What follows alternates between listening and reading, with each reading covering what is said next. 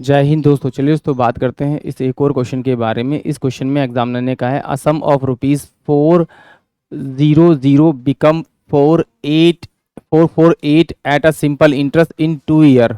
In how many year will the sum ₹550 become 682 at the same rate of interest. यानी examiner ने कहा कि उसके पास ₹400 का अमाउंट था और उसने उसे किसी फिक्स रेट ऑफ इंटरेस्ट पे दिया, 2 ईयर के लिए दिया, और 2 साल बाद जो अमाउंट मिला टोटल उसे वो ₹448 मिला। यानी कि अगर मैं इन दोनों का डिफरेंस करूंगा तो ₹48 क्या मिलेगा मुझे, 2 साल का इंटरेस्ट मिलेगा। और ये सिंपल इंटरेस्ट है तो इसका मतलब हर साल का इंटरेस्ट सेम होगा, तो इसे मैं 2 से डिवाइड करूंगा तो मेरे पास ₹24 जो आएगा मेरे पास वो सिंपल इंटरेस्ट आएगा। यानी कि ऐसा ही है। और कितने साल का आएगा, 1 साल का।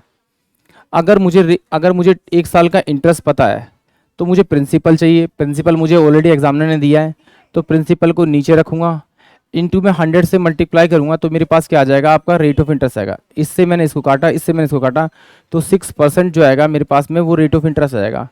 अब मेरे पास 6% रेट ऑफ इंटरेस्ट दे रखा है और फिर उसने कहा है कि नहीं, मेरे पास ₹550 हैं, वो ₹682 हो जाते हैं, तो कितने टाइम पीरियड में हो जाते हैं। तो सिंपल सी बात है, प्रिंसिपल जो दे रखा है मेरे को वो 550 दे रखा है, इनटू में 6, 8 और 2 दे रखा है।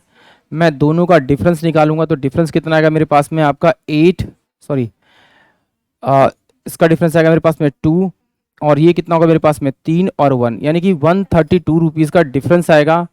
और ये ₹130 का डिफरेंस आएगा। और प्रिंसिपल जो दे रखा है वो मुझे दे रखा है 550, तो यानी कि इंटरेस्ट मेरे पास है, मुझे नहीं पता कितने साल का, बट एक्चुअली में मैंने माना कि टी टाइम के लिए है। तो ये कितना होगा, ₹132 तो मेरे पास टी टाइम के लिए इंटरेस्ट है।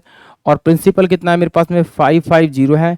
रेट ऑफ इंटरेस्ट मैंने वहाँ से निकाली है, तो इसका मतलब 6 मेरा नीचे आएगा और 100 में ऊपर से मल्टीप्लाई करूँगा तो मेरे पास में वो टाइम पीरियड आ जाएगा जो मुझे निकालना है।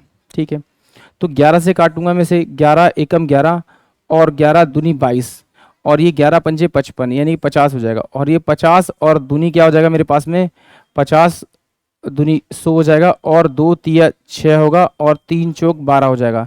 यानी कि टाइम पीरियड जो आएगा वो मेरे पास में 4 ईयर आएगा। यानी कि ऑप्शन जो डी होगा वो इस क्वेश्चन के लिए करेक्ट होगा।